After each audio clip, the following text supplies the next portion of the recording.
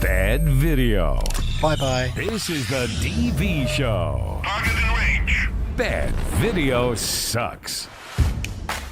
Hey, welcome back to another edition of the DV Show podcast. My name is Brian.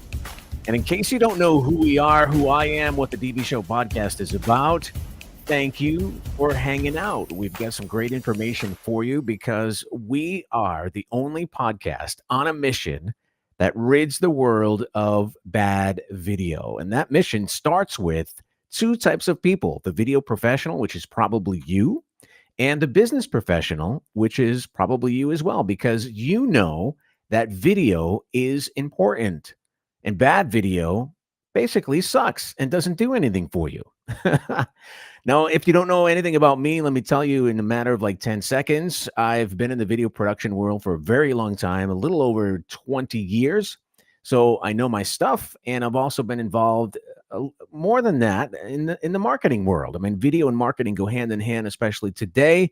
And I am the person that stands there. And those two skills combined is a world of cool stuff in video production. And that's why I'm here, to rid the world of bad video. Now, today, what I want to really talk about is, and the other thing that I do too is I'm an admin of the Video Editors Forum or group on LinkedIn, 200,000+ people strong. And just recently, we put a post up, a really, really, really cool post up, which is probably the most valuable learning experience ever on LinkedIn, at least in my impression. It's been full of shared wisdom and camaraderie. It's like every single video professional around the world sat down around a cozy campfire and exchanged stories and secrets of the craft. All kinds of seasoned video professionals and video editors came to this post and exchanged feedback over a question. All right. And that question basically was, editors, what are some common mistakes that you've noticed in amateur film and video editing? And it went off. The conversation was absolutely amazing. 283 engagements, a striking 21,000 impressions. It's been a meeting of the minds with 152 comments and still going. Again, we were unpacking that question. Editors, what are some common mistakes that you've noticed in amateur film and video editing? And if you are seeking to improve your skills, okay, if you're seeking to improve your skills and understand and practice, this is the place to learn really, really quickly and get your fingers on the pulse of what is going on in the industry. Video professionals from every single level, senior level mostly, came in and answered this question. What is the mistakes that you noticed in amateur and film and video editing? This rich discussion was absolutely amazing. And again, it's not going away. It's still running on LinkedIn as of today, as of this podcast. And it is so cool. Now, this is what we did that's even more cool. The marketing side of Brian, okay? So out of all of those comments, 152 comments, we basically, here comes the marketing side again. We took all of those comments and carefully sorted them out using artificial intelligence. And we pinpointed 5 major concerns that seem to trip up our editing adventurers the most, okay? So from these comments, we took out the sentiment, what was the common theme. We drew out basically information that's going to help budding editors sidestep the common hurdles and really let their creativity shine. So we took the comments. Let me pull up another screen here as soon as I get it up and put it into a graph. And we figured out, again, the top 6 areas of concern that is a theme going on in all of these comments using AI.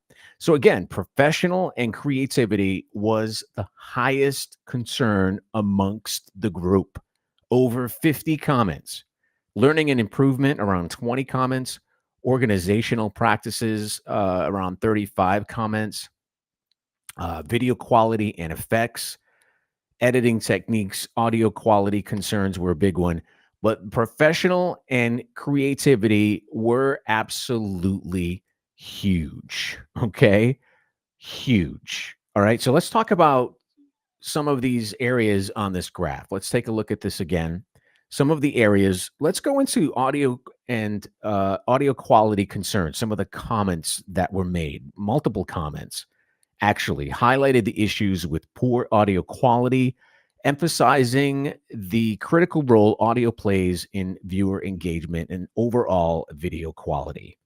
Um, some comments were really, really, really, really good. And I'm going to actually go into some of them.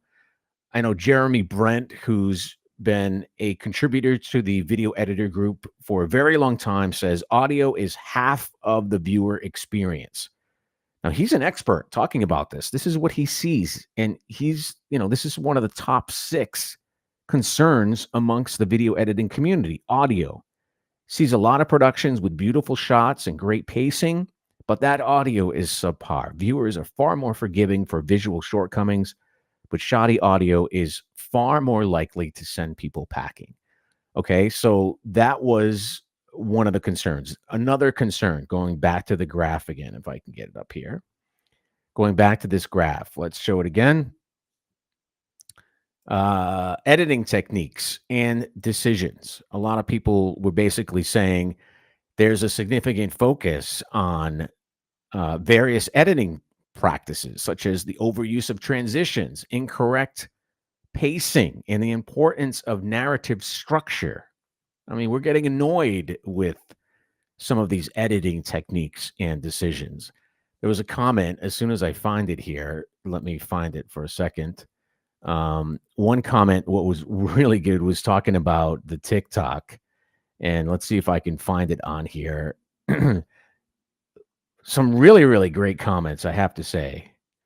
Cool tricks and storytelling. Here comes a comment from Lester Rowe. Cool tricks over storytelling. So many meaningless, cool shots that don't add to the story or to the meaning. Scotty Yang talks about the general lack of understanding of music and the ability to use a cue and pick up and pull the parts of the track based on dynamics of the story. Anyone can drop a track down and let it ride all the way through, resulting in a flat story. But a talented editor and storyteller uses music and sound to immerse the viewer in true emotive storytelling. And again, this is it's a big issue. It's a concern. The biggest concern, again, we're going to show this graph. Let's go back into the graph again and take a look at this. I want to talk about this. Organizational practices, professionalism, and creativity are a big one, are really the biggest ones. And as you can see, professionalism and creativity. And there's really an undercurrent that in this post really started emphasizing the balance between professionalism, the proper use of music, the pacing and the effects and creativity. And the comments suggest please stop it. Stop doing it. Cutting corners, relying too heavily on pre-made assets at the expense of originality and craftsmanship.